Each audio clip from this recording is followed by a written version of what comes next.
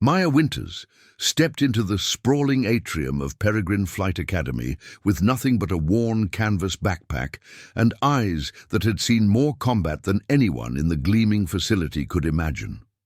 The prestigious training center stood as a monument to cutting-edge aviation, its glass walls reflecting sunlight across polished floors where the nation's elite pilots earned their wings. She adjusted her simple navy jacket. No patches, no insignia, nothing to hint at the 15 years she'd spent flying experimental aircraft in classified operations before her records were sealed and her identity quietly reassigned.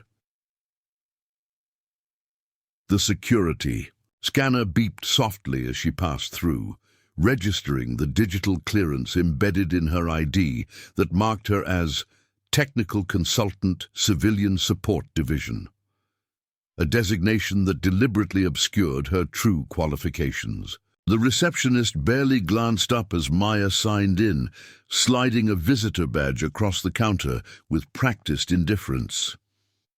"Support staff orientation is in Building E," the woman said, already turning her attention back to her screen.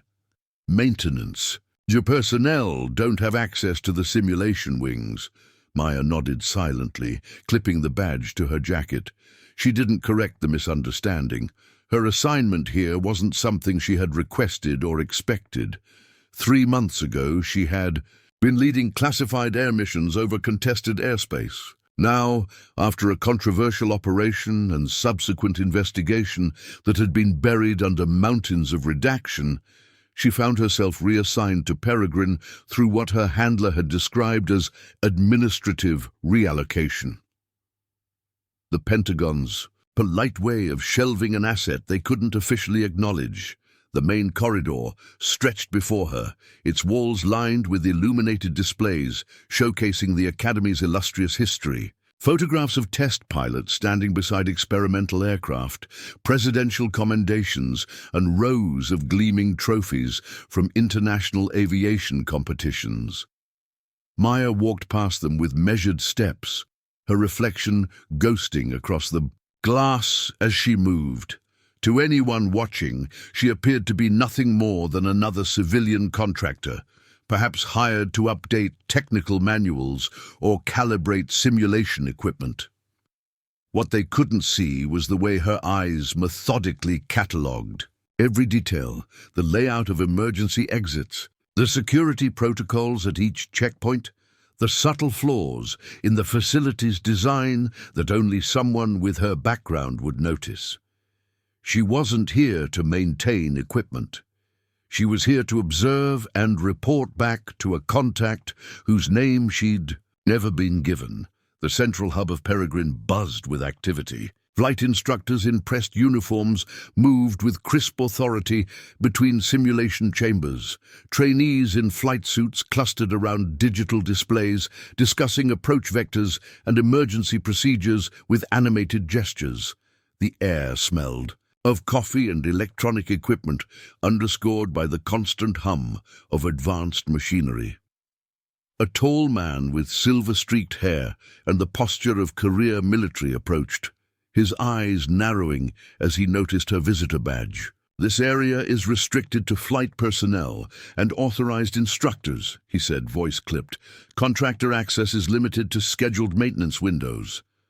"I have level 3 clearance," Maya replied, her voice neutral. "My orientation. Briefing is with Commander Ellis in Simulation Wing A." The man, Colonel Barrett according to his nameplate, studied her with thinly veiled skepticism. "That wing houses our advanced tactical response simulations. What exactly is your role here?" "Ms. Winters, technical systems assessment." She offered nothing more, maintaining the calm, slightly deferential demeanor expected of civilian contractors. Her paperwork was in order. Any deeper investigation would hit classified barriers that even Barrett couldn't penetrate. He held her gaze a moment longer before nodding curtly. "Stay within your authorized zones. The cadets are preparing for qualification assessments. We don't need distractions." Maya continued toward Simulation Wing A after Barrett moved on, her steps unhurried and purposeful. The Academy's layout matched the schematics she'd memorized before arrival, another detail that would have raised questions if anyone had known to ask. As she approached the glass-walled observation deck overlooking the primary simulation chamber, she caught fragments of conversation from a group of instructors. Unprecedented test scores from Logan's group, pushing the envelope on the Talon series, still unstable at extreme altitudes. The last comment drew her attention. The Talon series was the military's newest generation of hypersonic, tactical aircraft officially still in development and not yet deployed to combat units. That Peregrine had simulation modules for the aircraft confirmed one of the suspicions that had prompted her assignment here. She paused at the observation window, watching as a young pilot navigated a simulated combat scenario. His movements were technically proficient, but telegraphed a lack of actual combat experience, subtle hesitations in decision-making that would prove fatal in genuine engagement. The instructor beside him nodded approvingly nonetheless, making notes on a digital tablet.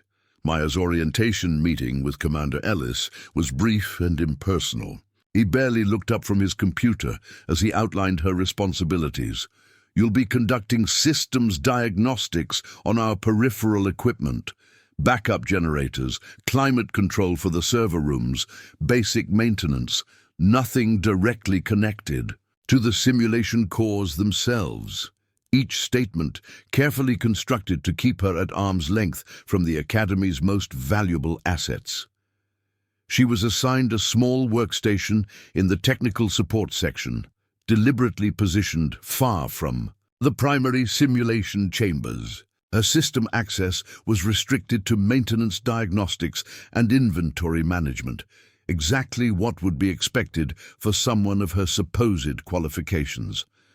As she settled into the chair, logging into the basic systems she'd been granted access to, Maya began the methodical work of establishing her cover. She organized maintenance schedules, reviewed equipment logs, and familiarized herself with the facility's technical infrastructure. To any observer, she appeared to be nothing more than a competent technician, diligently performing assigned tasks.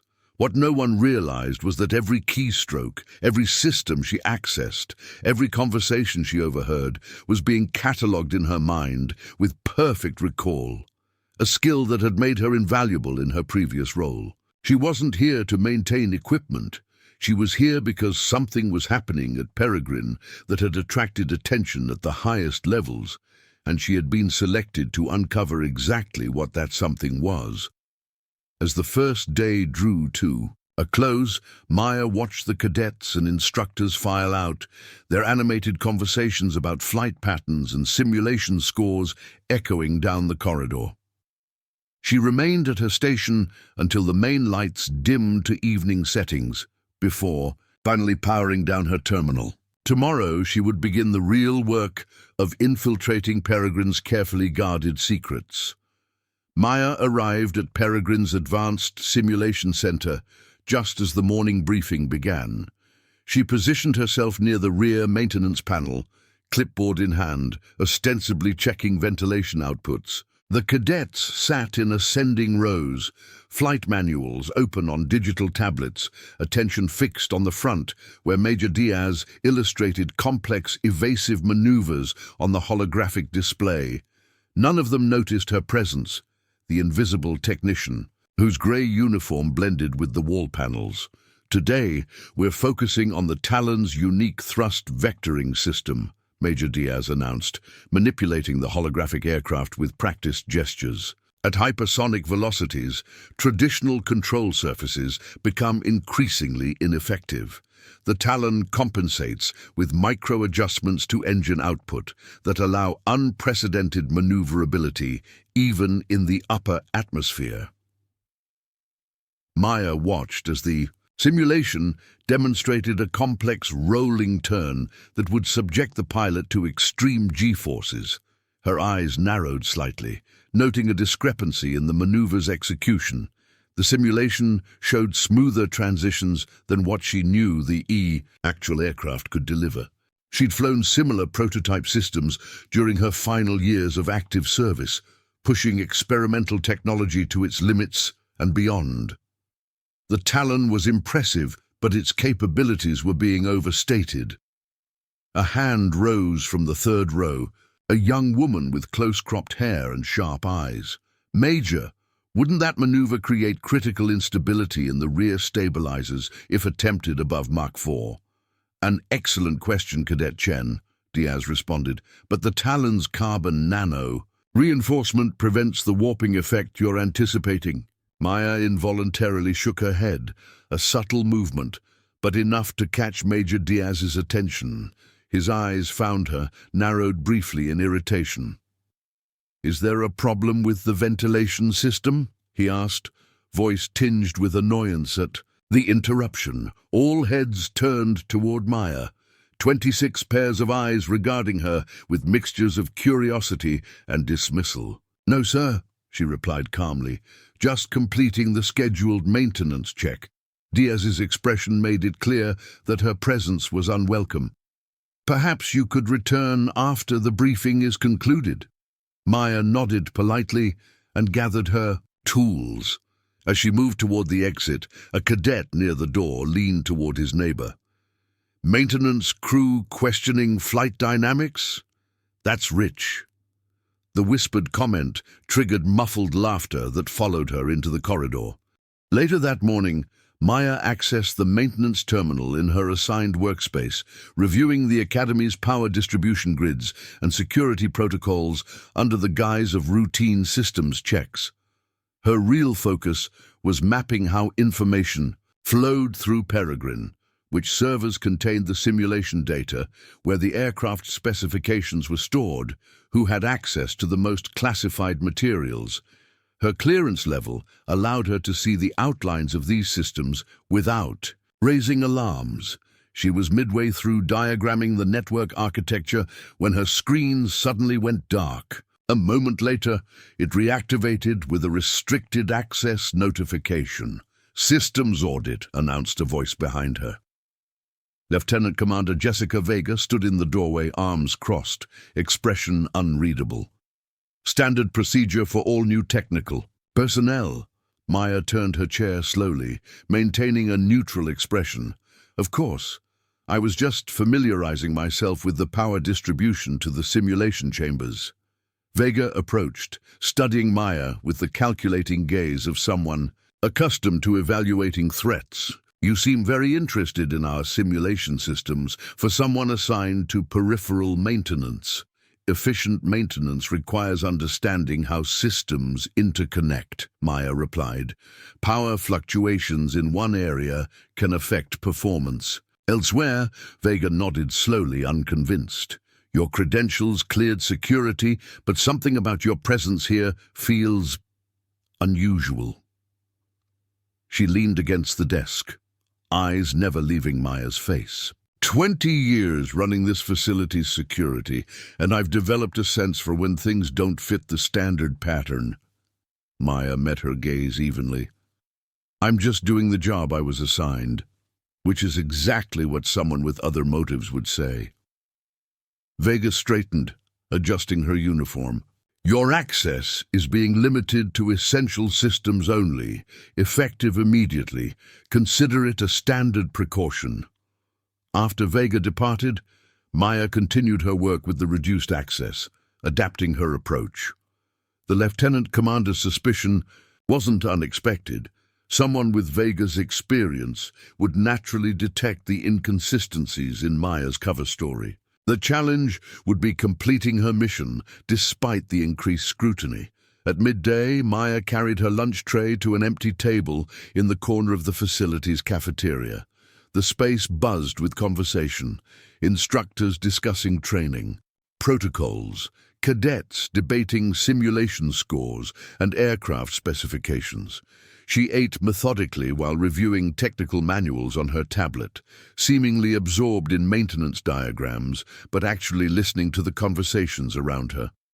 Group of senior cadets settled at the adjacent table, their trays clattering as they continued a heated discussion. "Logan's got the highest scores in the Talon simulations again," said a broad-shouldered cadet with Lieutenant Bars. "Command track, for sure. That's because his father designed half the avionics systems," replied a woman with short auburn hair. "He practically grew up in a simulator." The conversation shifted as a tall, confident man approached their table. The other cadets straightened almost imperceptibly, a subtle show of deference. Captain Logan moved with the easy assurance of someone accustomed to being the center of attention. His flight suit bore the special insignia of the Academy's elite demonstration team, and his expression carried the polished charm of practiced authority. "Discussing my spectacular performance again?" he asked, setting down his tray. His tone was light but carried an undercurrent of genuine arrogance. "Chen almost matched your score on the canyon run," the auburn-haired cadet replied. Logan laughed. "Almost doesn't count in combat." His eyes drifted to Maya's table, noting her grey uniform and visitor badge. "Looks like we've got new janitorial staff. Maybe she can clean the simulator after I break all your records this afternoon." The cadets laughed, not bothering to lower their voices.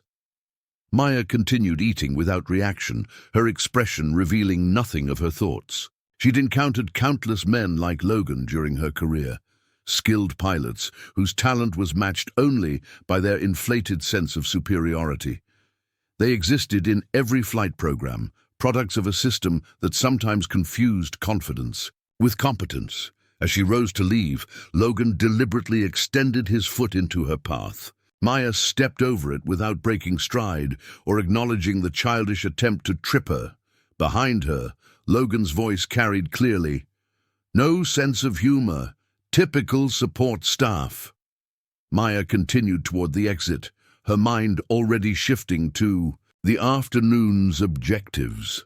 Logan and his peers were distractions, not obstacles. The real challenge lay in uncovering what was happening within Peregrine's classified programs, particularly the discrepancies she'd noted in the Talon simulations. Something wasn't aligning with what she knew about the aircraft's actual capabilities, and that inconsistency might be the key to understanding why she'd been sent here.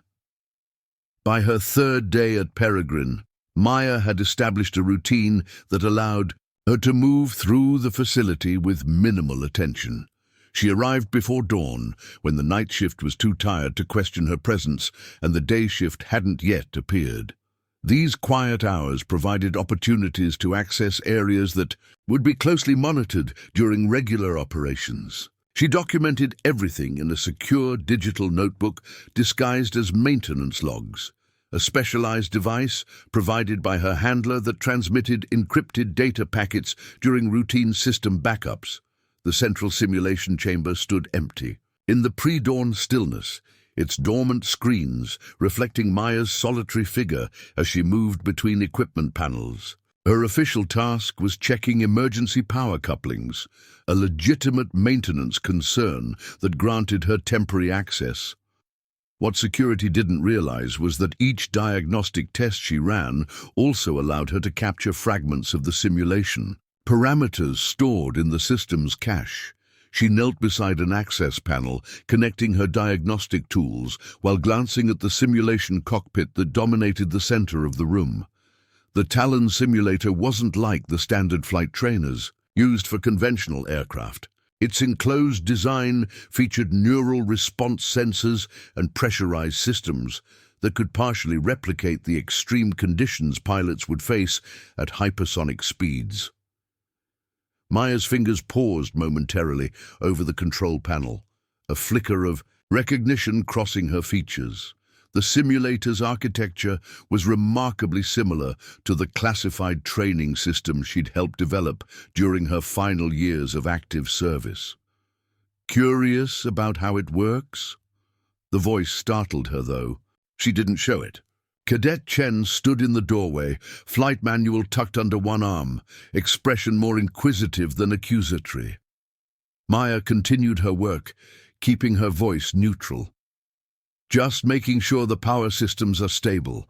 These simulators draw massive current during full operation," Chen approached, studying the simulator with genuine interest. "I've logged more hours in there than anyone except Logan, and I still can't match his performance metrics." She glanced at Maya's maintenance equipment. "You seem to know your way around these systems pretty well. Basic electronics and power." "Management," Maya replied with deliberate modesty.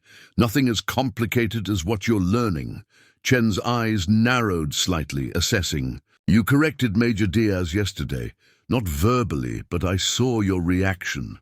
You knew something was wrong with the simulation parameters." Maya maintained her focus on the diagnostic panel, neither confirming nor denying. Chen was more observant than most, a quality that likely made her an excellent pilot. "I've been running the canyon approach sequence for weeks," Chen continued, "and something feels off about the aircraft's response at the critical juncture. It's like the simulation is programmed for an idealized version of the aircraft that doesn't match real-world physics." Maya finally looked up, meeting Chen's gaze directly. "Simulations are always approximations. The question is whether the approximation serves its purpose. Which is? That depends on what Peregrine is really training you for." Maya secured the access panel and gathered her tools. "Some training programs are designed to build confidence rather than precise skills." Chen's expression hardened. "We're not children needing encouragement. We're pilots preparing for actual combat missions." Maya nodded once, respecting the cadet's intensity while revealing nothing of her own thoughts. "Then you should trust your instincts about the simulations." She shouldered her tool bag and headed for the exit. "The best pilots I've known could sense when something wasn't right, even when everyone told them otherwise." Later that morning, Maya positioned herself in the observation gallery during a demonstration flight. 6 senior cadets in full pressure suits operated the advanced simulators, while instructors monitored their performance from control stations. The massive display screens showed what each pilot was seeing: a complex mountain terrain through which they navigated at speeds exceeding Mach 5. Captain Logan led the formation, his metrics displaying on an auxiliary screen. Reaction time, decision accuracy, stress indicators all registering at exceptional levels. Maya watched with professional interest, noting both his genuine skill and the subtle ways the simulation parameters seemed to shift in his favor at critical moments. His aircraft recovered from maneuvers that should have induced catastrophic instability, maintaining control in situations where the actual Talon would have experienced system failures. "Impressive performance, isn't it?" Commander Ellis appeared beside her, his tone suggesting he'd deliberately sought her out.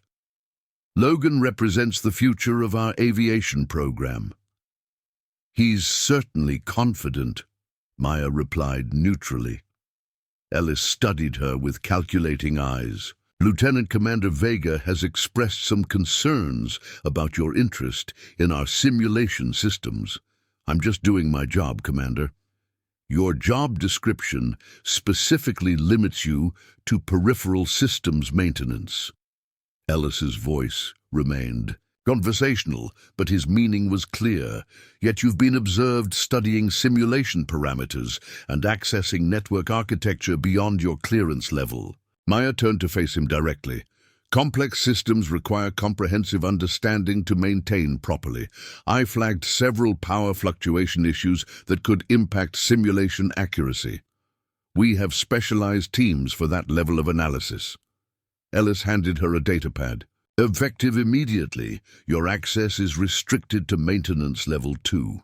You'll focus exclusively on basic support systems in the auxiliary facilities."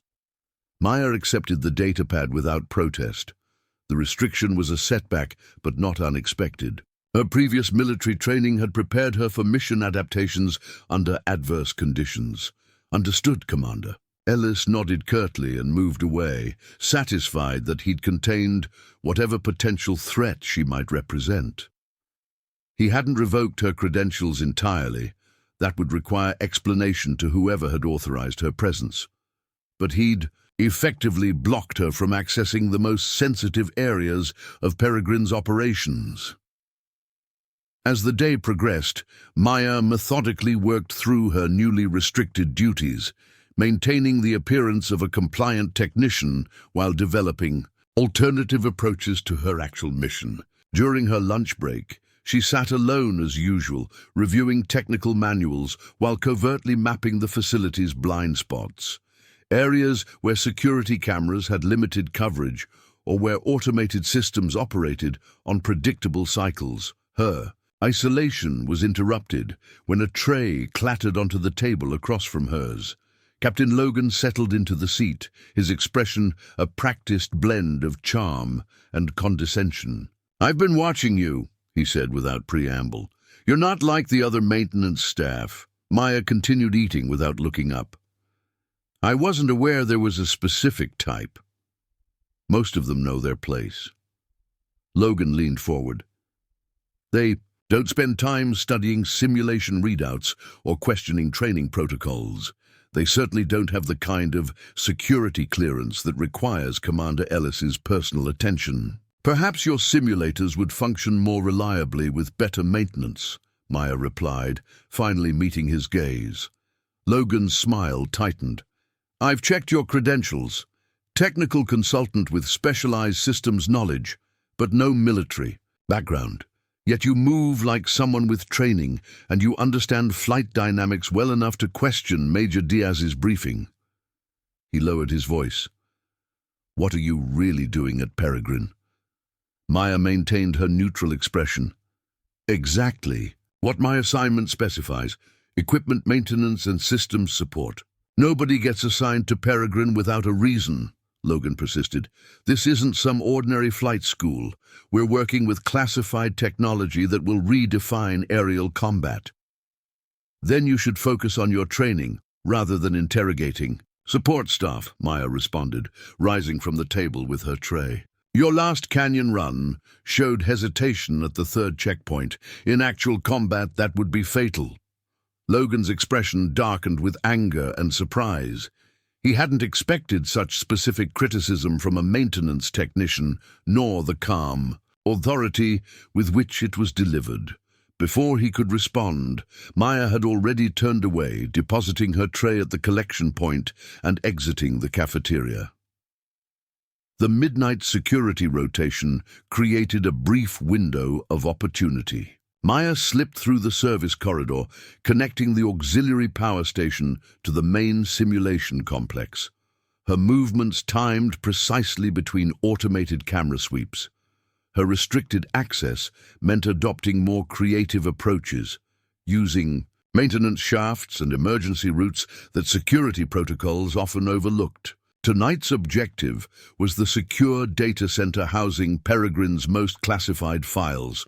The facility's network security was formidable, but physical access presented different vulnerabilities. Maya had identified a maintenance terminal in the environmental control room adjacent to the data center, a system designed to monitor temperature and humidity for the sensitive equipment. These terminals typically had limited access to core systems, but could reveal valuable metadata about file structures and network traffic. She worked methodically, using specialized tools concealed within her standard maintenance equipment. A small device connected to the terminal's diagnostic port began capturing system logs while she monitored the corridor through the reflection in her tablet screen. Each keystroke was deliberate, leaving minimal digital footprints while extracting critical information. The terminal revealed exactly what she'd suspected. Peregrine wasn't just training pilots for existing aircraft. The Talon program had expanded beyond its original parameters, incorporating experimental technologies that pushed far beyond publicly acknowledged capabilities. More concerning were references to operational deployment schedule and field integration timeline, phrases that suggested the Academy was preparing for imminent combat implementation, not just theoretical training. A soft beep from her communicator warned of approaching security. Maya disconnected her equipment and reset the terminal, slipping into the adjacent maintenance shaft moments before the guard passed. She navigated through the narrow passage, emerging in the utility section where her presence would raise no alarms even at this hour. Back in her quarters, a sparse room in the civilian contractor wing, Maya encrypted her findings and prepared a transmission to her handler. The pieces were beginning to align into a troubling picture. Peregrine was accelerating the Talon program despite critical safety concerns, prioritizing operational readiness over proper testing protocols. The simulations weren't just optimistic, they were dangerously misleading, programming pilots to execute maneuvers that the actual aircraft couldn't safely perform. Morning brought a facility-wide announcement. A VIP delegation would be arriving to observe final qualification flights. The atmosphere at Peregrine transformed overnight. Maintenance crews polishing every surface, security protocols tightening, instructors drilling cadets on perfect protocol. Maya used the increased activity as cover, blending with the numerous contractors preparing the facility for inspection. During pre-flight checks, she positioned herself near the primary hangar, ostensibly examining electrical systems while observing the unusual level of activity surrounding a secured area at the far end. Unlike the simulation chambers, this section housed actual aircraft, including, she suspected, at least one functional Talon prototype. All non-essential personnel clear. The flight line! The announcement echoed through the hangar as technical crews made final preparations. Maya retreated to an observation platform where maintenance staff monitored environmental systems, a position that offered visibility without drawing attention. A convoy of black vehicles with government markings arrived at the main entrance. Military officials in formal dress uniforms emerged, followed by civilians in expensive suits, defense contractors and political representatives. Colonel Barrett greeted them with rehearsed formality, leading the procession toward the demonstration center. Today's qualification flights will showcase the Talon's revolutionary capabilities and our pilots' readiness for immediate deployment, Barrett announced as the delegation entered the facility. Captain Logan will demonstrate the aircraft's superiority in simulated combat against conventional fighters. Maya followed at a distance, using her maintenance credentials to access the observation gallery above the simulation chamber. The delegation filed into the VIP section, where Commander Ellis delivered a technical briefing about the Talon program, carefully sanitized for the mixed audience that included individuals without top security clearance. The Talon represents a quantum leap in aerial combat capability, Ellis explained, gesturing toward the holographic display. Hypersonic speeds, unprecedented maneuverability, and integrated weapon systems that can engage targets beyond visual range. Maya studied the specifications scrolling across the auxiliary monitors. The performance claims were even more exaggerated than in the training simulations, promising capabilities that violated basic principles of aerodynamics and materials science. Either Peregrine had achieved technological breakthroughs beyond anything previously known, or they were deliberately misrepresenting the aircraft's capabilities to secure continued funding. The lights dimmed as the simulation began. 6 elite cadets entered their respective pods, with Logan taking the lead position. The main screen activated, displaying a complex battlespace scenario, a contested airspace with multiple hostile aircraft and advanced defense systems. The delegation watched with evident enthusiasm as the cadets engaged, their Talon simulators executing maneuvers that would generate forces sufficient to incapacitate any human pilot. Notice the vertical climb rate, Ellis narrated for the visitors. The Talon can transition from sea level to 80,000 feet in under 2 minutes, then execute a hypersonic strike against multiple targets before the enemy tracking systems can establish a lock. Maya's expression remained neutral, but her mind calculated the physical impossibilities being presented. The thermal management alone would exceed any known material's capacity. The aircraft would literally melt under the conditions being simulated. Yet the cadets were being trained to rely on these fictional capabilities, potentially placing them in lethal situations when facing the limitations of the actual aircraft. As the demonstration concluded, the delegation erupted in applause. Logan and his fellow cadets emerged from their simulators to receive congratulations, their expressions reflecting justified pride in their performance. They had executed the mission perfectly, according to parameters that bore little resemblance to physical reality. A silver-haired man in an expensive suit approached Ellis, speaking just loudly enough for Maya to overhear. "The Joint Chiefs are impressed. When can we expect live demonstration flights?" "The prototype is prepared for final testing," Ellis replied. "Pending today's evaluation, we anticipate operational deployment within 60 days. Maya's pulse quickened. 60 days meant pilots would be placing their lives at risk in an aircraft whose actual capabilities fell dangerously short of what they'd been trained to expect. Her mission had just acquired a critical deadline.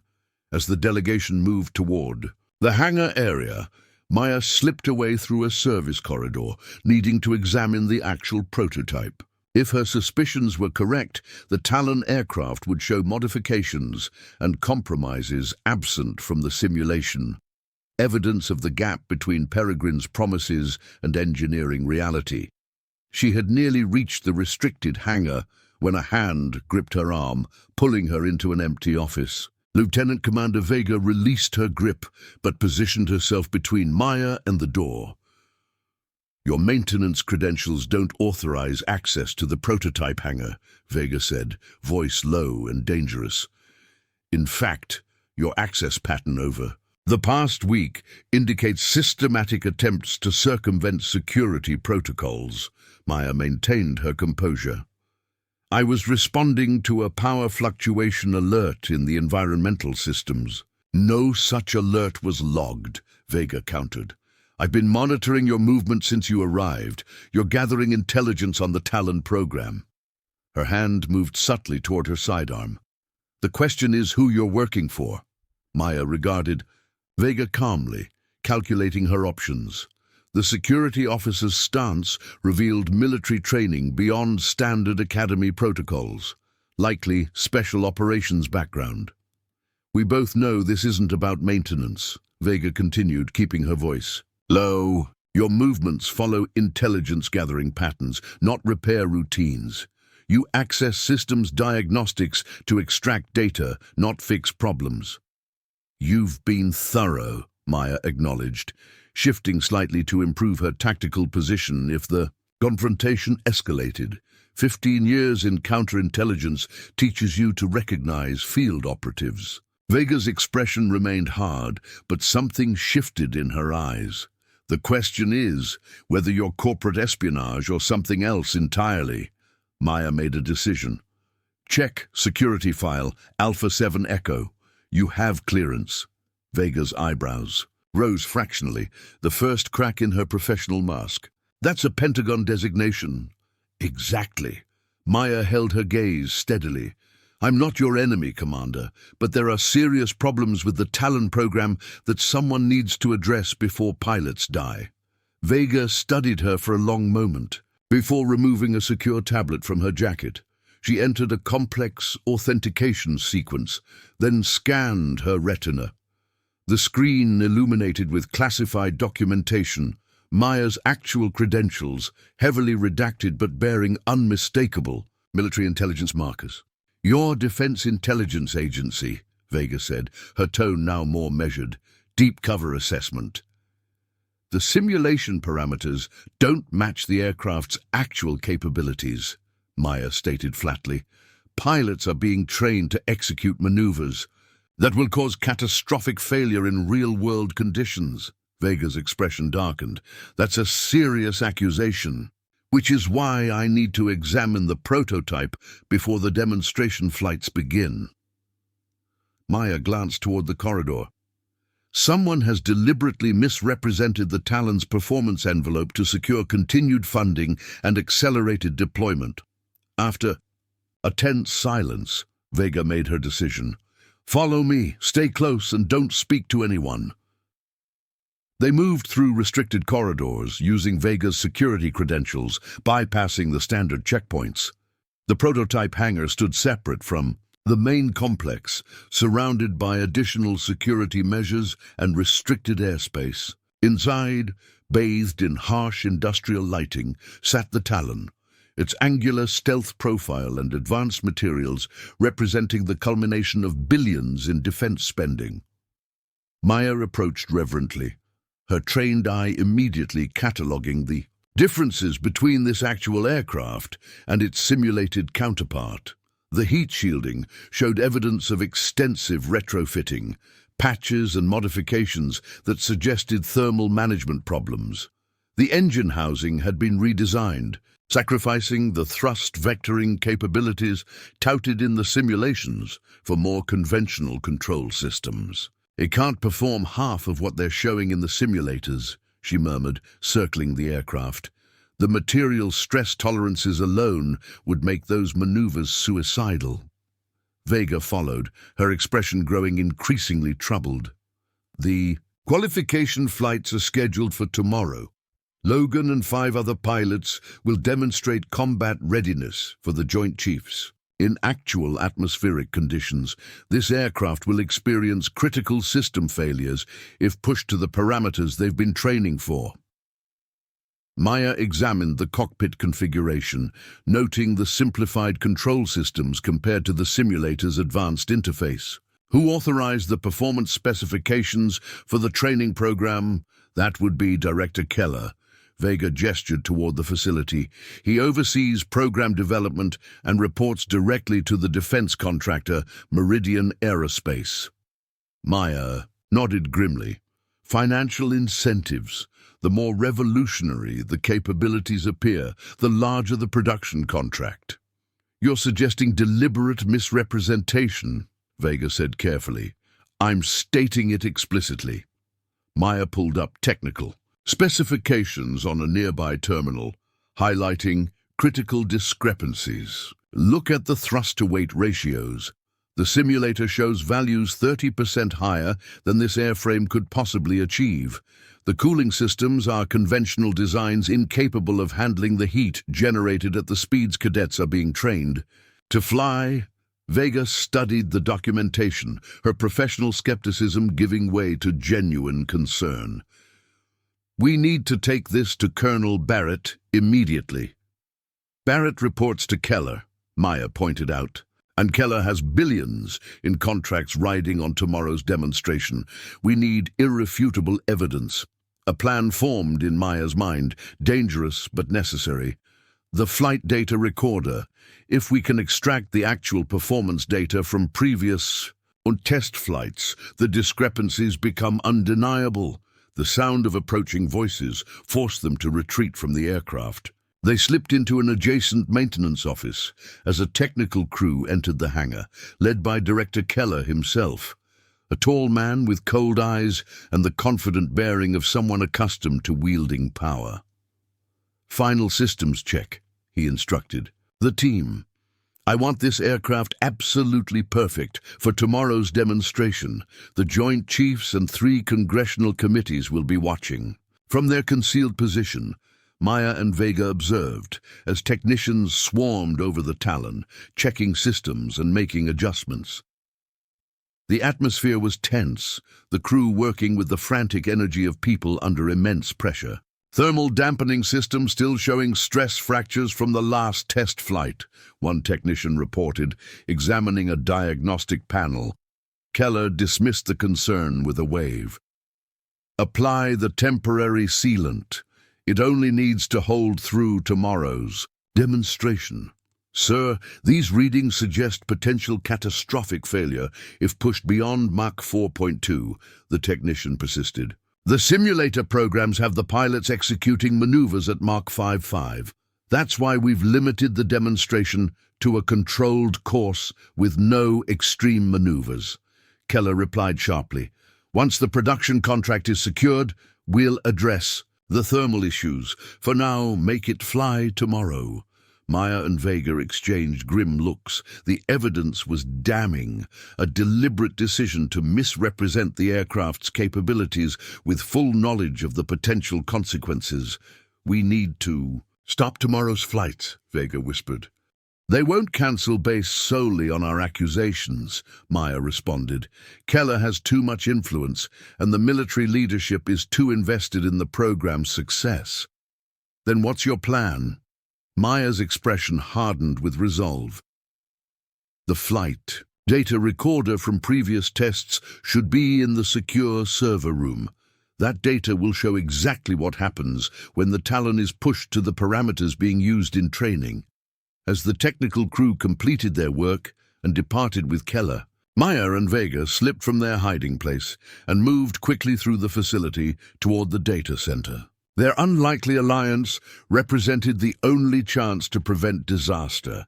A veteran intelligence operative and a security officer navigating the shadowy ethical boundaries of military technology development. They reached the server room using Vega's credentials, located the secure storage drives containing flight test data, and began extracting the critical information. The numbers told a clear story. Test flights had never achieved the performance metrics represented in the training simulations. Every attempt to push the aircraft beyond Mach 4.2 had resulted in dangerous system instabilities. "This is enough to ground the program," Vega said, reviewing the data. "Not in time," Maya replied, checking the facility's schedule on a nearby terminal. "Keller has moved up the demonstration. Pre-flight briefing begins at 0600 hours. She met Vega's gaze with grim determination. "We have less than 8 hours to prevent pilots from flying into a death trap." Pre-dawn cast long shadows across Peregrine's central courtyard as Maya and Vega strategized in the security office. The flight data had been encrypted and transmitted to Maya's DIA contacts, but bureaucratic processes moved too slowly to halt the morning's demonstration. 6 pilots would be airborne before any official intervention could materialize. "We need to go directly to Colonel Barrett," Vega insisted, organizing the evidence they'd gathered. "He's career military. He won't risk pilots' lives once he sees." "These numbers," Maya shook her head grimly. "Barrett reports to General Harmon, who's invested his reputation in the Talon program. They'll delay, form a committee, request further analysis, standard procedures that won't conclude until after today's flights. Then we warn the pilots directly. Keller's too smart for that." Maya pulled up the morning security roster on Vega's terminal. "Look at the briefing room assignments. All communications are being monitored. Any attempt to approach the pilots will be intercepted." They were interrupted by an emergency alert that flashed across the screen. A weather advisory, indicating severe atmospheric conditions developing over the test range. High-altitude wind shear and unexpected temperature inversions were creating dangerous flying conditions, particularly for experimental aircraft. "They'll use this to showcase the Talon's all-weather capabilities," Maya said, studying the meteorological data. "Keller will spin it as an opportunity to demonstrate superiority over conventional fighters." Vega's communicator chirped with an incoming message. She scanned it quickly, her expression darkening. "Briefing has been moved up. Pilots are being prepped now, with takeoff scheduled for 7:30 hours. They're accelerating everything to beat the approaching storm front." Maya's mind raced through scenarios, discarding each as impractical or insufficient. The pilots were already isolated in pre-flight procedures. Administration would block any attempt to present contradictory evidence.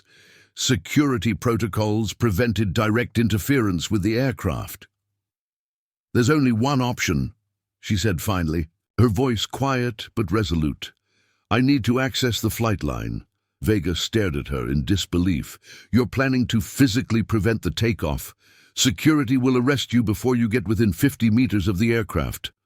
"Not prevent it. Replace it." Maya met Vega's gaze steadily. "I need to fly the lead Talon myself." "That's impossible."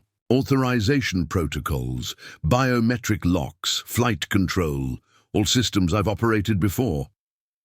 Maya pulled up her secure credentials, revealing portions of her military record that remained unredacted.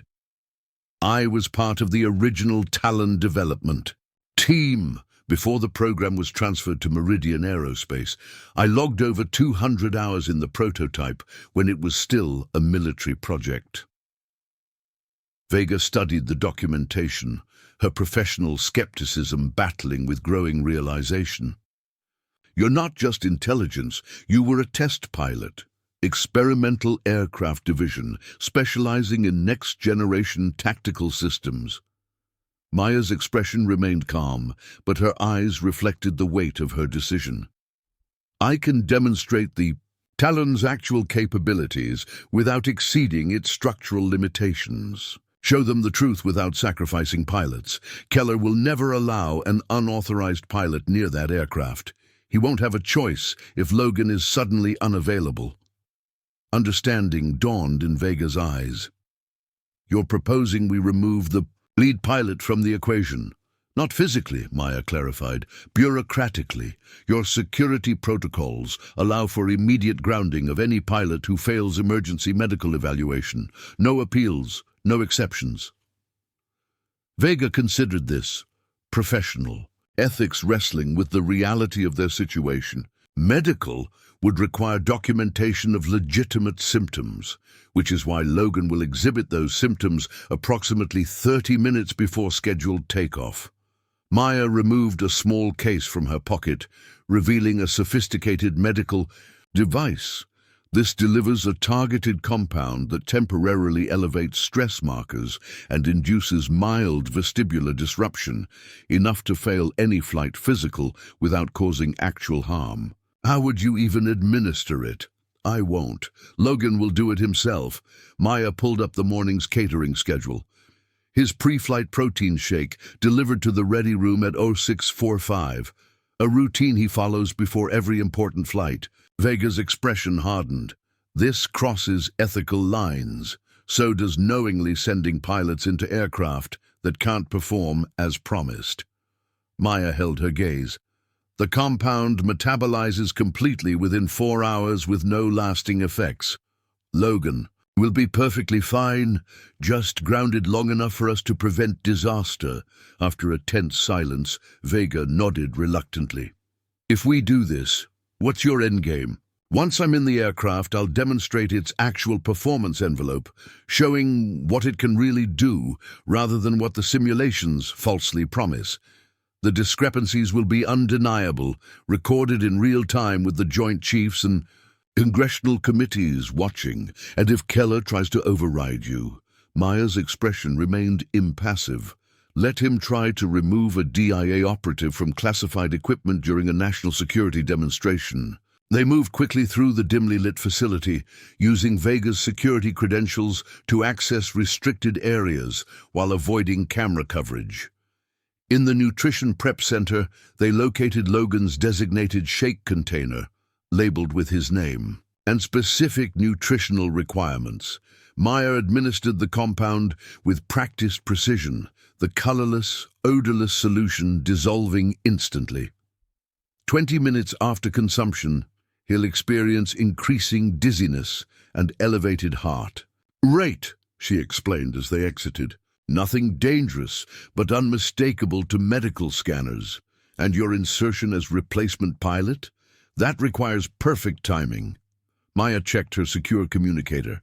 My DIA handler is implementing electronic authorization that will appear in the system at precisely 0710 hours, after Logan is grounded, but before the final launch sequence begins. They separated, Vega returning to security operations to ensure their movements remained undetected, while Maya positioned herself near the pilot-ready room, disguised as part of the maintenance crew preparing the flight line. Through an observation window, she watched as Logan and the other pilots received their final briefing, their expressions reflecting the gravity of the upcoming demonstration. At 0645 precisely, catering staff delivered the pre-flight nutrition packages. Logan consumed his shake without hesitation, his attention focused on the mission parameters being displayed on the briefing room screen. Maya observed with clinical detachment, counting minutes silently while monitoring his physical responses.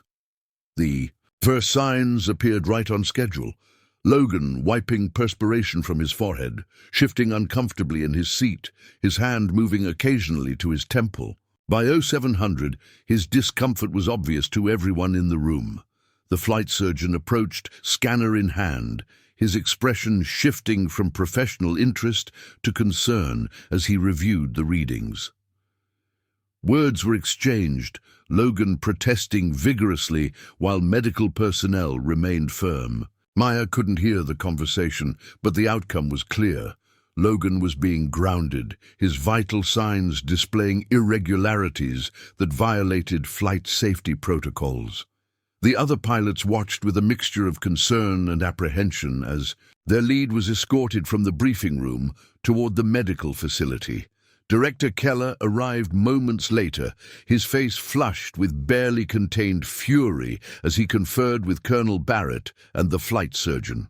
The demonstration couldn't proceed without a lead pilot qualified on the Talon's advanced systems, a specialized role that none of the remaining pilots could fill on such short notice. Maya's communicator vibrated silently against her wrist. The DIA authorization had been uploaded to Peregrine's central command system. On cue, Colonel Barrett's tablet chimed with an incoming priority notification. He studied the screen with obvious confusion, then disbelief, before showing it to Keller, whose expression transformed from anger to shocked outrage. Both men immediately scanned the maintenance area, their eyes settling on Maya with dawning recognition. Barrett approached, while Keller remained rooted in place, seemingly unable to process this development. "Ms. Winters," Barrett addressed her formally, "I've just received authorization indicating you are to assume lead pilot position for today's demonstration. This documentation carries Pentagon override codes." His tone conveyed both professional courtesy and deep suspicion. "Would you care to explain?"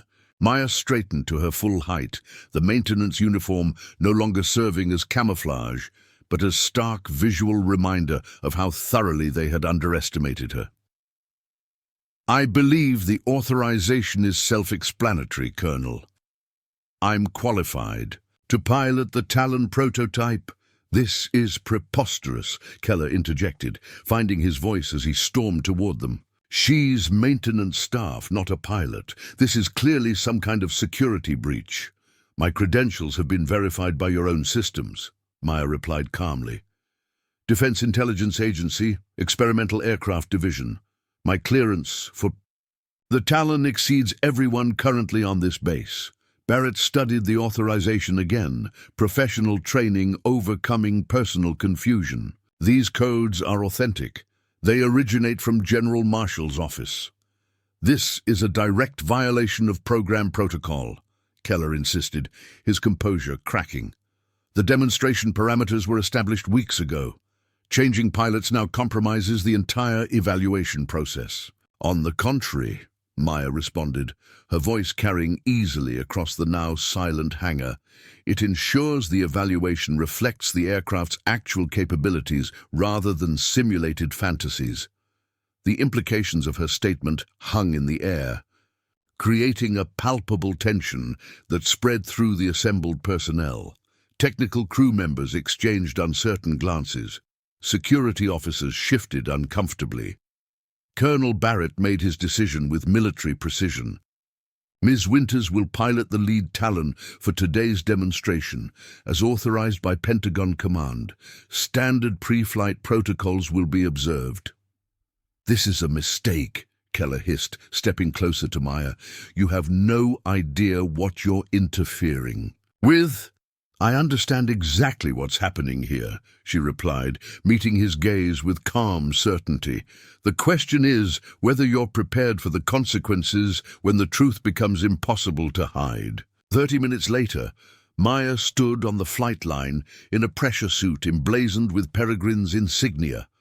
the rising sun casting long shadows across the tarmac as ground crews completed final preparations. The Talon gleamed before her, its angular stealth profile representing both remarkable achievement and dangerous deception. Behind her, the VIP observation area had filled with military officials, defense contractors, and government representatives, all gathered to witness what they believed would be a triumph of American aerospace engineering. Lieutenant Commander Vega approached under the guise of standard security protocol, conducting a final verification of pilot credentials. Logan is stable in medical. The compound is already metabolizing as expected. Her voice dropped to a near whisper. But Keller is making calls. Whatever happens needs to happen quickly. Maya nodded once, her focus already shifting to the mission ahead.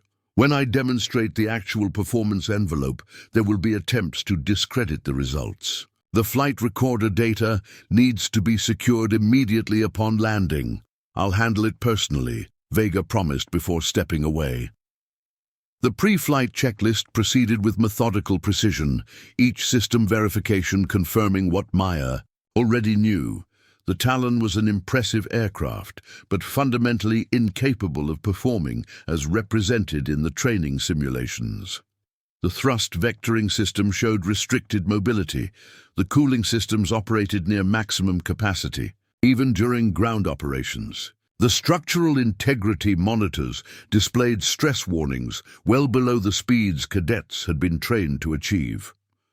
As she settled into the cockpit, the familiar environment of advanced avionics and control systems brought a sense of homecoming.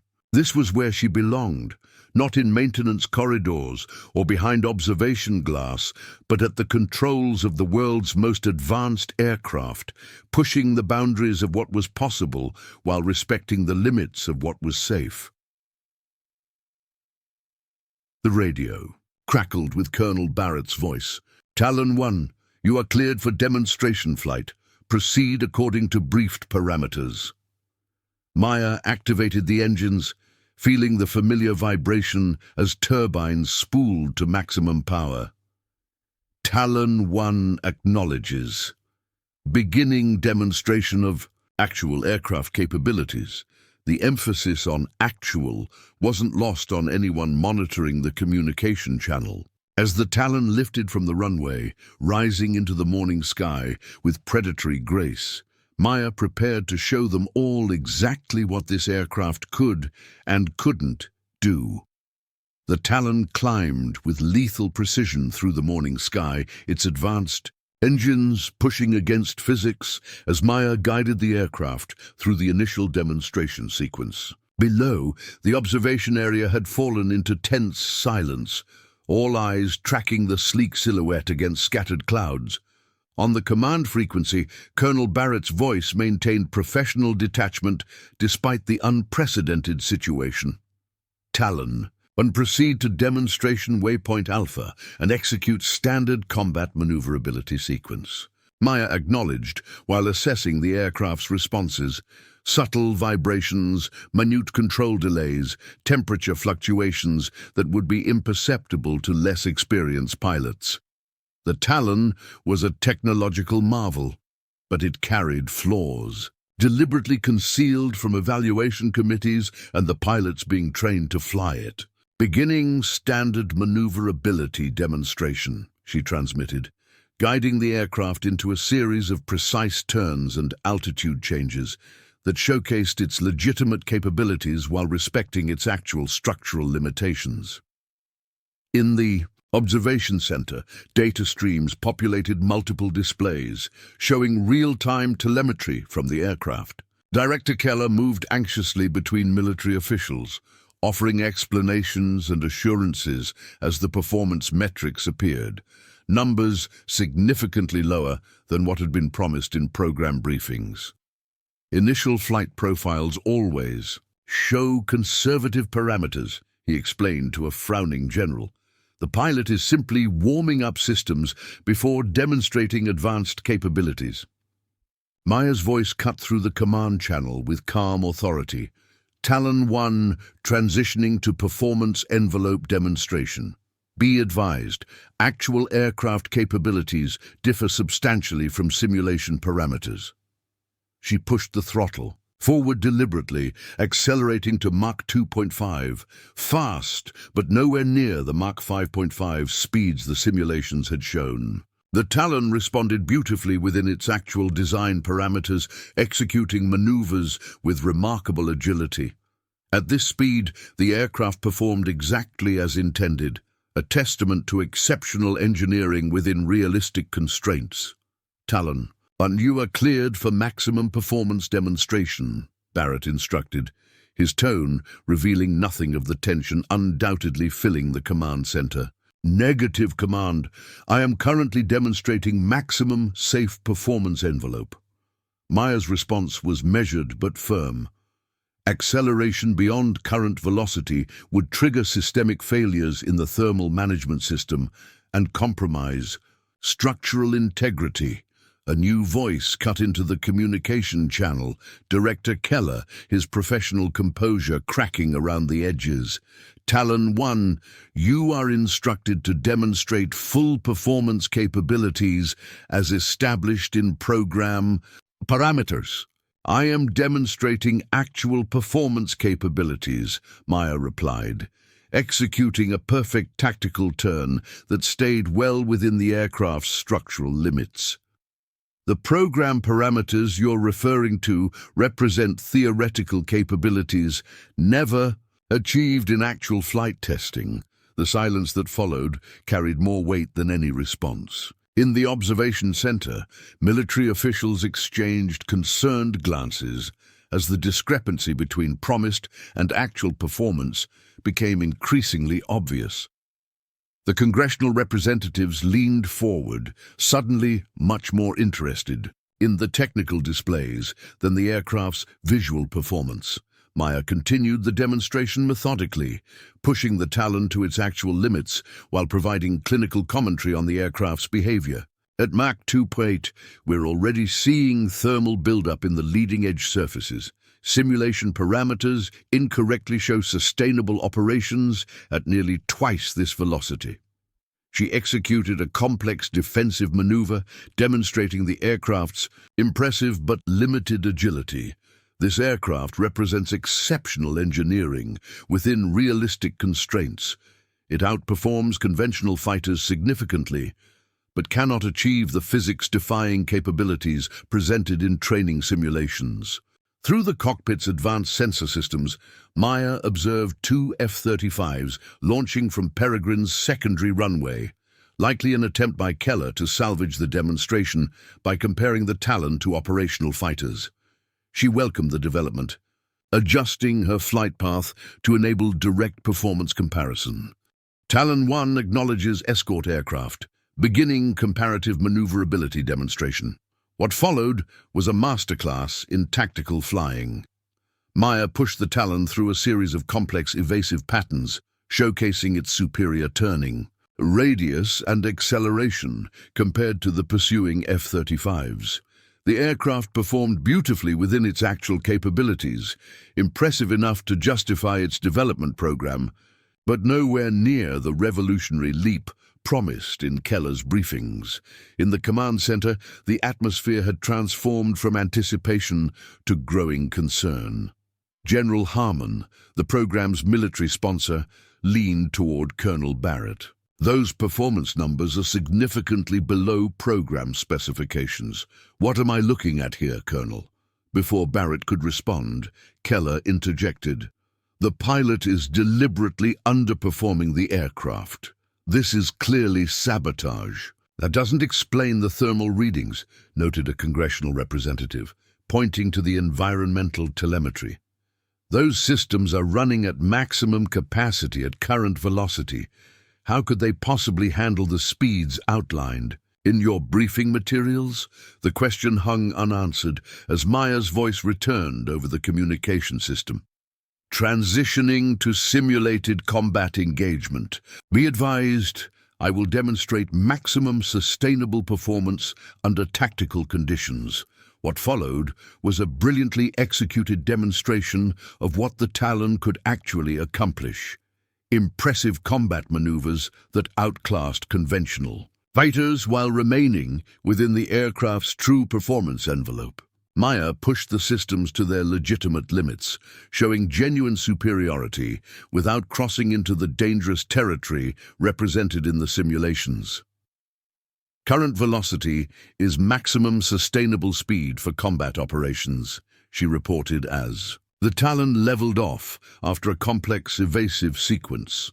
Attempting the Mach 4+ speeds shown in training simulations would result in catastrophic system failure. In the observation center, Lieutenant Commander Vega had positioned herself near the main data terminal, ensuring that the flight recorder information transmitted from the aircraft remained uncorrupted. She observed the shifting expressions among military leadership as the reality of the situation became impossible to ignore. General Harmon turned to Keller, his expression hardened by decades of military discipline.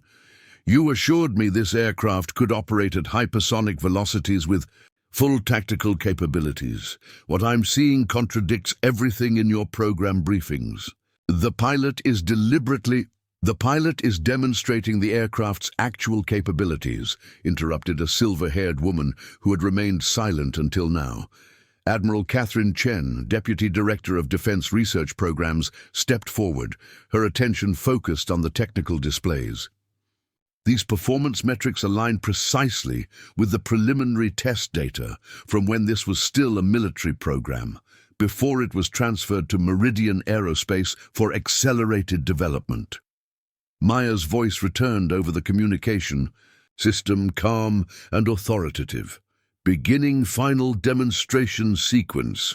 I will now attempt a standard combat maneuver as programmed in the training simulations, but modified to remain within safe parameters." She executed a complex combination of altitude change and directional shift that illustrated the critical discrepancy, showing both what cadets had been trained to expect and what the aircraft could actually deliver. The difference was stark and undeniable. "The maneuver I just performed represents the maximum safe execution of what appears in training simulations as a standard tactical option." Her voice remained composed, professional. "Attempting the maneuver as programmed would exceed structural tolerances by approximately 40%, resulting in catastrophic failure." The implications settled across the observation center like a physical weight. 6 pilots had been prepared to execute maneuvers that would have destroyed their aircraft and likely cost their lives. The congressional representatives were already huddling in tense conversation, while military officials studied the technical displays with expressions ranging from concern to barely contained fury. Director Keller's communicator chimed with an incoming message. His face paled as he read it. Without a word to those around him, he began moving toward the exit, only to find Lieutenant Commander Vega blocking his path. "I believe General Harmon has additional questions for you, Director," she said, her professional courtesy thinly veiling an unmistakable directive. In the air, Maya completed the demonstration sequence, showcasing the Talon's legitimate capabilities, with the precision of someone intimately familiar with every aspect of the aircraft's design. She executed a final series of tactical maneuvers that highlighted both the impressive engineering achievements and the clear limitations deliberately obscured in training materials.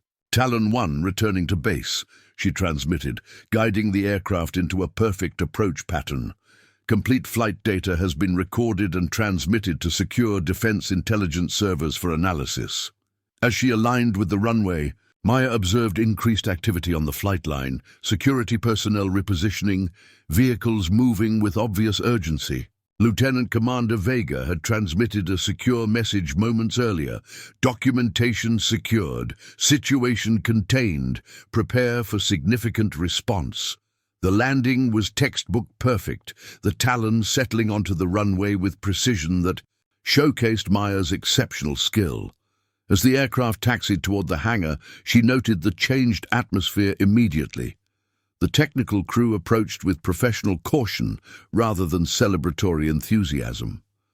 Security personnel maintained positions that suggested containment rather than protection. Most telling was the absence of Director Keller from the receiving committee. When the canopy opened, Colonel Barrett himself stood waiting, his expression a complex mixture of military discipline and profound concern. Behind him, General Harmon and Admiral Chen observed with the grave attention of senior officers confronting a potential crisis.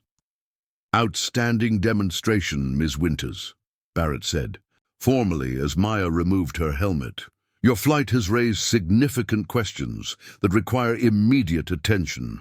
"I'm prepared to provide complete technical analysis," she replied, descending from the aircraft with practiced efficiency. "The flight data confirms what I've demonstrated today. The Talon is an exceptional aircraft within its actual performance. Envelope, but has been dangerously misrepresented in training programs and capability briefings." Admiral Chen stepped forward. "Defense intelligence has been monitoring this situation for some time, I assume." "Yes, Admiral. The discrepancies between simulation parameters and actual aircraft capabilities triggered a formal investigation 3 months ago." Maya maintained perfect military bearing, despite the civilian contractor uniform she still wore beneath the flight suit. "My assignment to Peregrine was part of that investigation. Where is Director Keller?" General Harmon demanded, scanning the hangar with obvious irritation. "Security has detained him pending initial questioning," Barrett responded. "Lieutenant Commander Vega discovered documentation confirming deliberate falsification of performance, data to secure additional funding, and accelerated deployment approval." Maya's gaze shifted to the observation window of the pilot ready room, where Captain Logan and the other demonstration pilots watched with expressions of shock and growing comprehension. The reality was sinking in. They had been training for months to fly maneuvers that would have killed them, prepared to trust their lives to capabilities that existed only in manipulated simulations. Logan's eyes met hers across the distance, his earlier arrogance replaced by something more complex, the humbled recognition of a pilot who suddenly understood how close he had come to disaster. Maya held his gaze momentarily before turning her attention back to the military leadership. "The Talon program requires complete re-evaluation," she stated firmly. "The aircraft itself represents significant advancement in tactical aviation, but the training protocols and performance expectations must be rebuilt from the ground up based on actual capabilities." Admiral Chen nodded decisively. "I've already initiated that process. A technical team from Defense Research is inbound to assume temporary oversight of the program." She studied Maya with newfound respect. "Your intervention potentially saved not only these pilots, but the entire program. Properly developed within realistic parameters, the Talon represents a valuable addition to our tactical capabilities." As the implications continued to ripple through Peregrine, Maya stood beside the aircraft she had helped develop years earlier. No longer the invisible maintenance technician, but recognized for who she truly was, a combat-tested pilot whose expertise and courage had prevented disaster. The transformation wasn't about personal vindication, but about ensuring that the next generation of pilots would train in systems that prepared them for reality rather than dangerous fantasy. The aftermath unfolded with the structured precision typical of military operations. Within hours, Peregrine Academy had transformed from a showcase facility to the center of a full-scale investigation. Defense intelligence personnel secured the simulation systems and technical documentation, while Admiral Chen established a temporary command center in what had previously been Director Keller's office.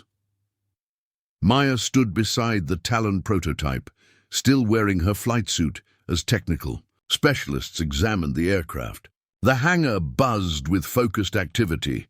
Engineers documenting actual specifications, security officers establishing chain of custody for evidence, military officials reassessing the entire program structure.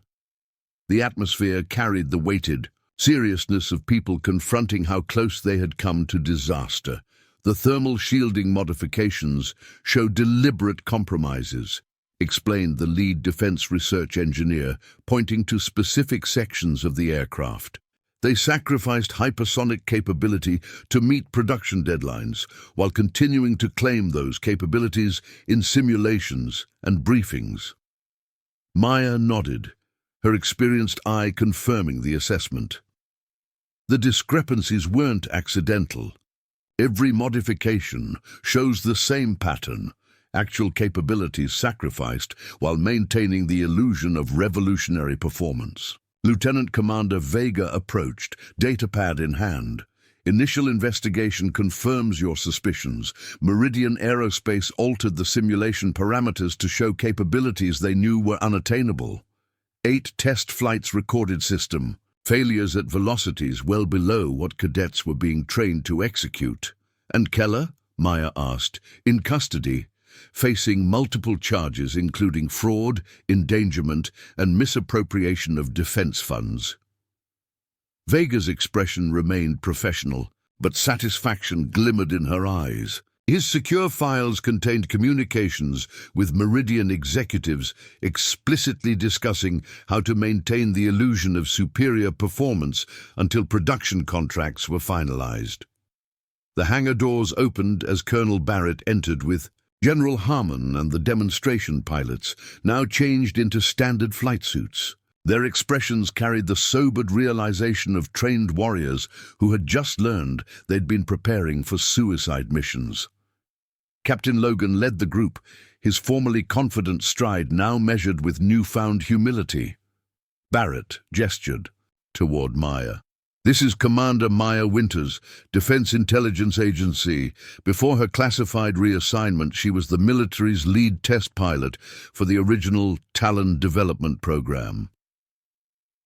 The revelation settled across the pilots' faces, understanding dawning as pieces aligned into a coherent picture.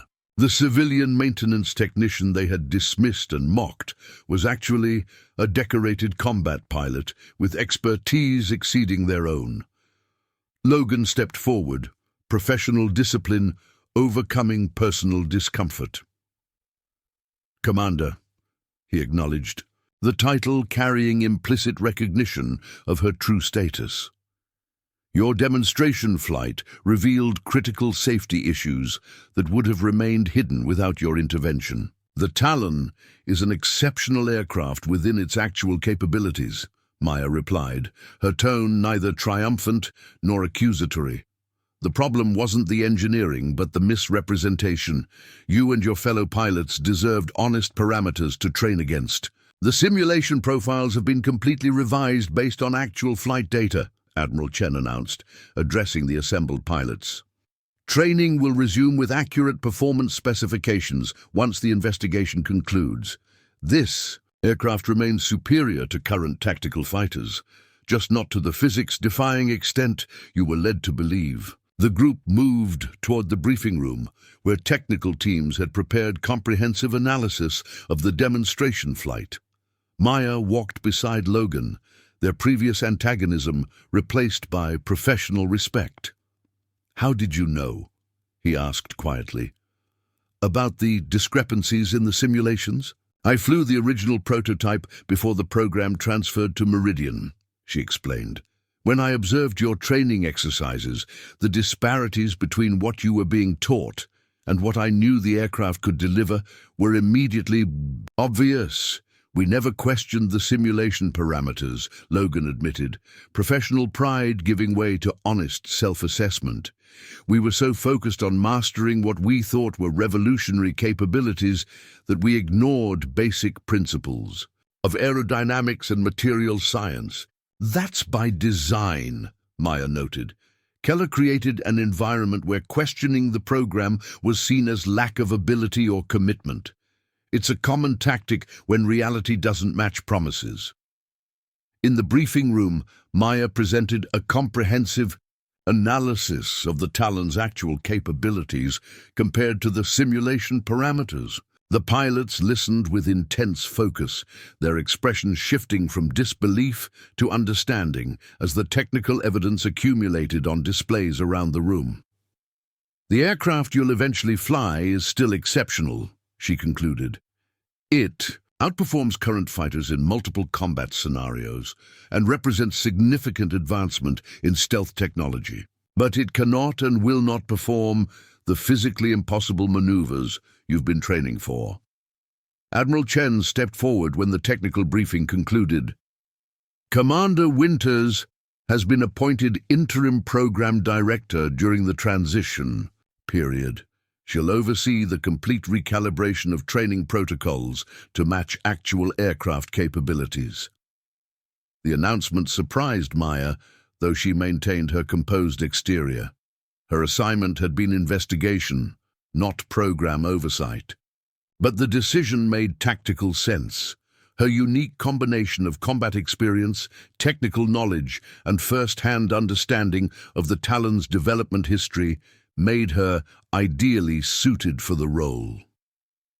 As the meeting adjourned, Maya found herself alone with Colonel Barrett near the observation window overlooking the flight line. His expression carried the weight of command responsibility. "I should have recognized the inconsistencies," he said quietly. "Questions raised by engineering staff, test flight anomalies, simulation parameters that defied basic physics. The signs were there. Keller built an environment where questioning the program became career suicide," Maya replied. "That's how these situations develop. Not through single catastrophic decisions, but through gradual normalization of dangerous compromises." Barrett nodded, military pragmatism reasserting itself. "How do you want to proceed with restructuring the program?" "We rebuild from fundamentals," she answered without hesitation, "starting with honest assessment of the aircraft's capabilities and limitations. The cadets relearn tactical approaches based on actual performance parameters. Most importantly, we restore a culture where questioning unrealistic expectations is seen as professional responsibility, not lack of commitment." The following morning, Maya arrived at the flight line before dawn, not as the invisible maintenance technician, but as the program's interim director. She wore a flight suit bearing her actual rank insignia, the fabric still stiff with newness, after years in civilian clothing. The eastern sky lightened gradually as she walked the perimeter of the runway, mind already mapping the program restructuring that lay ahead. Footsteps approached from behind, multiple sets moving with military precision. She turned to find Captain Logan and the other demonstration pilots, flight manuals tucked under their arms, expressions carrying a mixture of uncertainty and determination.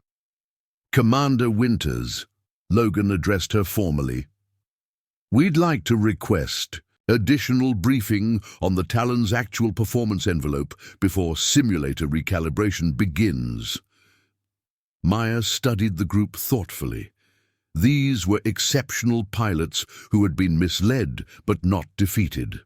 Their desire to understand the aircraft's true capabilities rather than dwell on the deception they'd experienced spoke to professional resilience she respected. "The simulators are being reprogrammed with accurate parameters," she replied. "But there's a more effective way for you to understand the actual capabilities." She gestured toward the Talon prototype gleaming in the early morning light. "Nothing replaces direct observation. I'll demonstrate actual combat maneuvers with safety margins clearly indicated. You'll observe from the chase aircraft, experiencing firsthand the difference between simulation and reality." The pilots exchanged glances of surprised appreciation.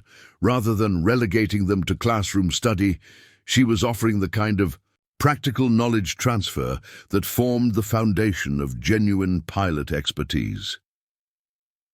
As the sun broke fully above the horizon, Maya led the group toward the aircraft with purposeful strides. The Talon would become what it should have been from the beginning, not a platform for impossible promises, but a testament to what human ingenuity could actually achieve when guided by truth rather than deception. Behind her, the pilots followed, with renewed focus, no longer chasing dangerous fantasies, but embarking on the more meaningful journey of mastering real capabilities. In the distance, Admiral Chen watched the procession with quiet approval, recognizing that the program's transformation had already begun. Maya Winters had arrived at Peregrine as the invisible maintenance technician, dismissed and underestimated by everyone from cadets to commanding officers. She departed the flight line that morning as her true self, not seeking validation or revenge, but leading by example and ensuring that the next generation of pilots would train in systems anchored in reality rather than dangerous illusion. 6 months later, Peregrine Flight Academy had transformed under Maya's leadership. The morning sun cast long shadows across the tarmac as she observed the graduating class performing their final qualification flights. Each pilot demonstrated precise mastery of the Talon's actual capabilities, executing complex maneuvers that respected physical limitations while maximizing tactical advantage. The observation deck had filled with military officials and congressional representatives, their expressions reflecting genuine appreciation rather than the manufactured enthusiasm that had characterized previous demonstrations. These weren't performances designed to secure funding, but honest showcases of elite pilots working in harmony with remarkable technology. "The difference is striking," Admiral Chen commented, standing beside Maya as they watched a perfect formation execute a complex defensive pattern. "These pilots understand exactly what their aircraft can and cannot do." Maya nodded, professional satisfaction evident in her calm demeanor. "They're flying real missions within actual parameters. When they transition to combat units, they won't face the dangerous gap between training and reality that nearly destroyed the program." The investigation into Meridian Aerospace had expanded beyond Peregrine, uncovering similar patterns of misrepresentation across multiple defense contracts. Director Keller had negotiated a plea agreement in exchange for testimony against corporate executives, resulting in criminal charges and massive financial penalties that reverberated through the defense industry. More importantly, oversight protocols had been comprehensively restructured to prevent similar deceptions from endangering future pilots. Lieutenant Commander Vega joined them, having been promoted to security director following her role in exposing the conspiracy. "The final safety certification reports are complete. The Talon has been cleared for full tactical deployment with the revised performance specifications." Below, the formation completed its demonstration with textbook precision, the aircraft executing a synchronized landing that showcased both pilot skill and the Talon's genuine capabilities. Among them was Captain Logan, his previous arrogance, replaced by earned confidence based on actual mastery rather than simulated fantasies. "Your transition team has received official commendation from the Joint Chiefs," Admiral Chen informed Maya. "The Talon program is being cited as a model for transparency in advanced weapons development." The recognition was meaningful but secondary to what Maya considered the true measure of success: pilots who would return safely from missions because their training reflected reality. The dangerous gap between simulation and actual performance had been closed, replaced by preparation that acknowledged both the aircraft's remarkable capabilities and its inherent limitations. As the pilots exited their aircraft, Maya descended to the tarmac to meet them. The graduating class stood at attention, their expressions reflecting the unique bond formed between elite aviators and the instructors who shaped their abilities. Logan stepped forward as squadron leader, his demeanor carrying the measured confidence of genuine expertise. Commander Winters, he addressed her formally. Strike Squadron 8 reports ready for deployment. Maya inspected the formation with practiced precision, noting the transformation these pilots had undergone. They had entered the reconstructed program as skilled individuals who had been dangerously misled. They graduated as a cohesive unit, with clear understanding of their aircraft's capabilities and limitations, knowledge that would save their lives in combat situations. Squadron 8, certified for tactical deployment, she confirmed. Your aircraft will perform exactly as you've trained. No surprises, no unrealistic expectations, just the genuine capabilities you've mastered. The significance of her statement wasn't lost on anyone present. In the world of experimental aviation, the gap between promised and actual performance had claimed countless lives throughout history. These pilots would not join those statistics. As the formal ceremony concluded, Maya found herself momentarily alone near the edge of the tarmac. Her assignment at Peregrine was complete. The program had been rebuilt on foundations of technical honesty and operational reality. Next week, she would return to Defense Intelligence for reassignment, leaving behind the academy that had initially dismissed her as insignificant. "Commander," Logan's voice interrupted her thoughts as he approached, having broken away from the celebrating graduates. "Permission to speak freely." "Granted," she replied. "I never properly apologized for my behavior when you first arrived." His expression reflected sincere regret rather than obligatory remorse. "I mistook your position for your capabilities, a mistake that nearly cost me and my squadron our lives." The environment encouraged those assumptions, Maya acknowledged. Keller deliberately structured Peregrine to value appearance over substance. "Nevertheless," Logan persisted, "the lesson won't be forgotten, not by me or anyone who completes this program. We've learned to question parameters that defy physical laws, regardless of who presents them." Maya nodded, recognizing this as perhaps the most important outcome of the entire ordeal. Beyond the specific technical corrections and personnel changes, the cultural shift toward questioning unrealistic expectations represented the true protection against future disasters. As Logan rejoined his squadron, Admiral Chen approached with a secure tablet displaying Maya's next assignment. She studied the details with professional interest. Another experimental aircraft program showing suspicious discrepancies between promised capabilities and test flight data. "You've developed a specialty," Chen noted with dry humor. "Identifying dangerous gaps between aviation fantasy and physics reality." Maya accepted the assignment without hesitation. The pattern was unfortunately common in military aviation development. Ambitious promises made to secure funding, with pilots ultimately bearing the deadly consequences of those deceptions. Her unique combination of combat experience, engineering, knowledge, and undercover capability made her ideally suited to expose such situations before they claimed lives.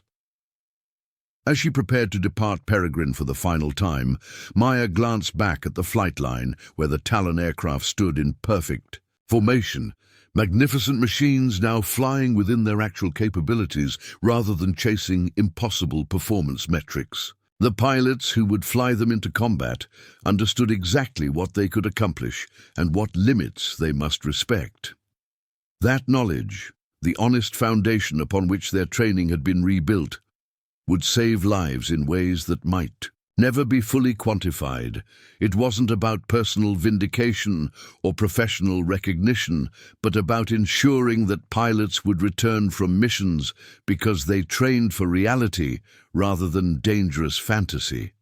Maya Winters walked away from Peregrine not as the invisible maintenance technician who had arrived 6 months earlier, but as herself, a combat-tested aviator whose greatest mission had been revealing truth in an environment built on dangerous deception. 2 years later, Maya stood on the observation deck of the USS Nimitz, watching as squadrons of Talon fighters executed precision maneuvers above the carrier battle group. The aircraft moved with deadly grace through the clear Pacific sky, their capabilities fully aligned with the training their pilots had received. No longer experimental prototypes, but proven combat platforms, the Talons had established new standards for tactical aviation across all military branches. 3 successful deployments with 0 mechanical failures or pilot errors, noted Admiral Reeves, the battle group commander. Your program restructuring created the highest readiness metrics we've seen in decades. Maya acknowledged the assessment with a professional nod, her attention still focused on the aircraft. Each represented not just military capability, but a promise kept, the assurance that pilots would never again train in simulations that bore little resemblance to the actual machines they would fly in combat. The Meridian aerospace scandal had ultimately reached far beyond Peregrine Academy, exposing similar patterns across multiple defense programs. Congressional hearings had revealed systematic misrepresentation of capabilities, unrealistic performance claims, and dangerous compression of testing timelines.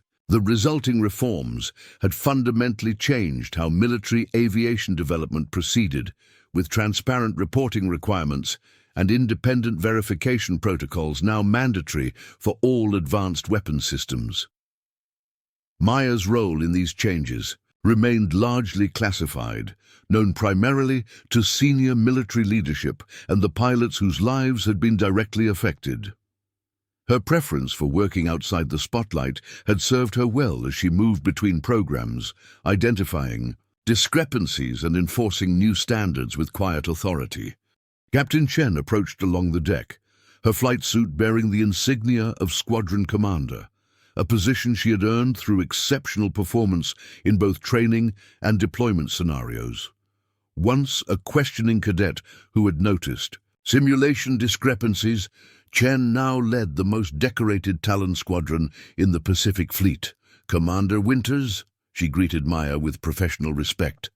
"My pilots were hoping you might observe our tactical demonstration this afternoon. We've developed some new engagement patterns that maximize the Talon's actual strengths." The emphasis on actual reflected the cultural shift that had taken root throughout naval aviation, a healthy skepticism toward extravagant claims and a focus on genuine capabilities rather than theoretical potential.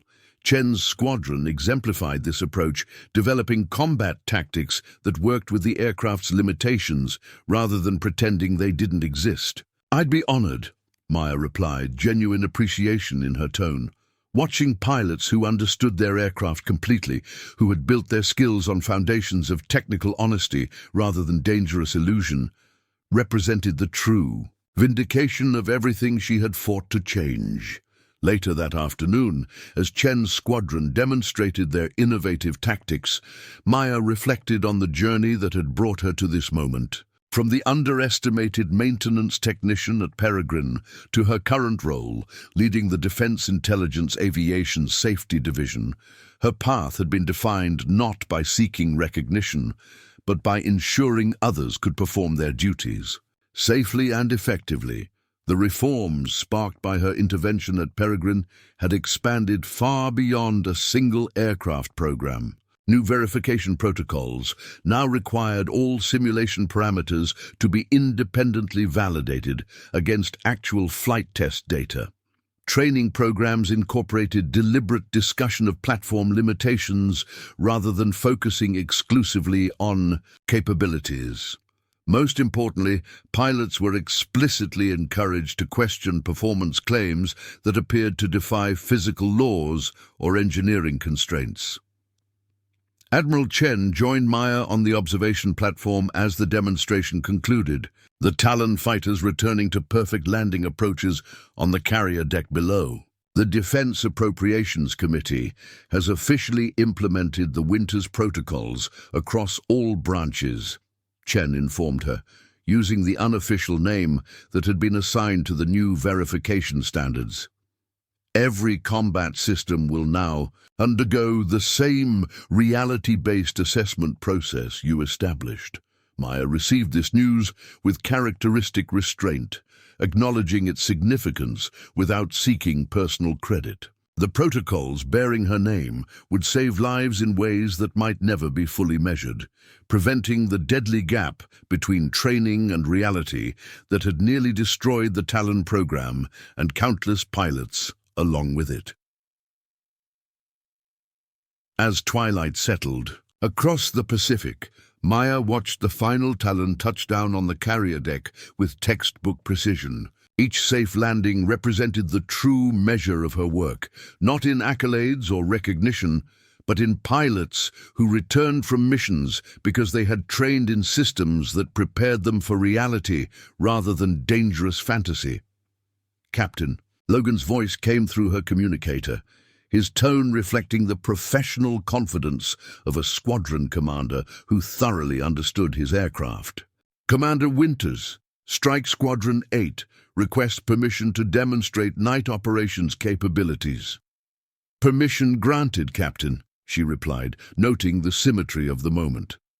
The pilot who had once dismissed her as irrelevant maintenance, staff now led elite combat missions based on the training protocols she had established.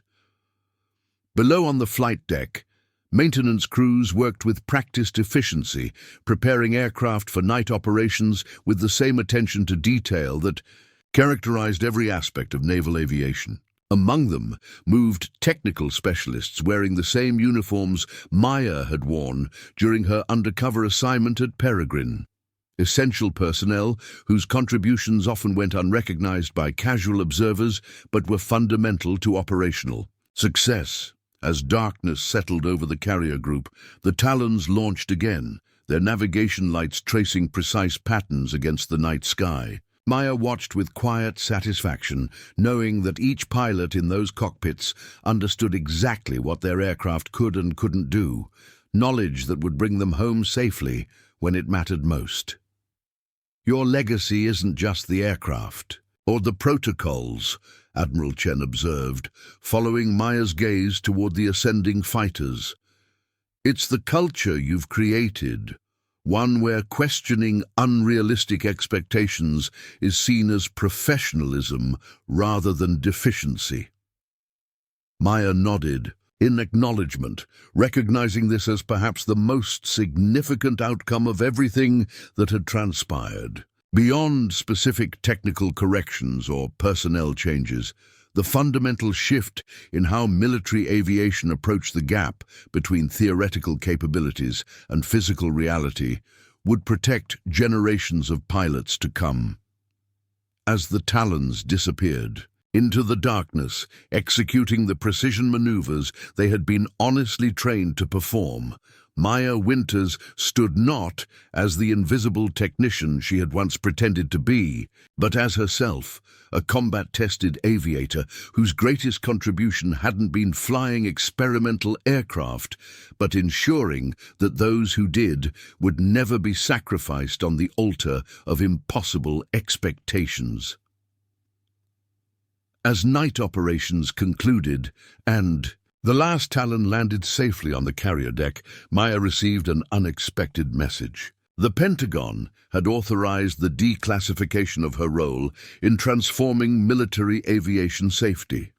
After years in the shadows, her story would finally be told, not for personal recognition, but as a case study in integrity over ambition, substance over appearance. 3 weeks later, she stood before a graduating class at the Naval Academy, her previously classified commendations finally visible on her uniform. The auditorium fell silent as she approached the podium. The most dangerous gap in aviation isn't between nations or technologies, she began, her voice carrying the quiet authority that had once been dismissed at Peregrine. It's the gap between what we claim our aircraft can do and what physics actually allows. The cadets listened with rapt attention as she shared the story that had changed military aviation forever, how an underestimated maintenance technician had prevented disaster by revealing dangerous deception. Your true strength as officers won't come from following orders without question, she concluded. It will come from having the courage to speak truth when lives depend on it, even when no one wants to listen. As she left the stage to thunderous applause, Maya Winters knew her greatest mission was complete. The systems she had challenged were forever changed, and future pilots would train in programs built on honesty rather than dangerous fantasy.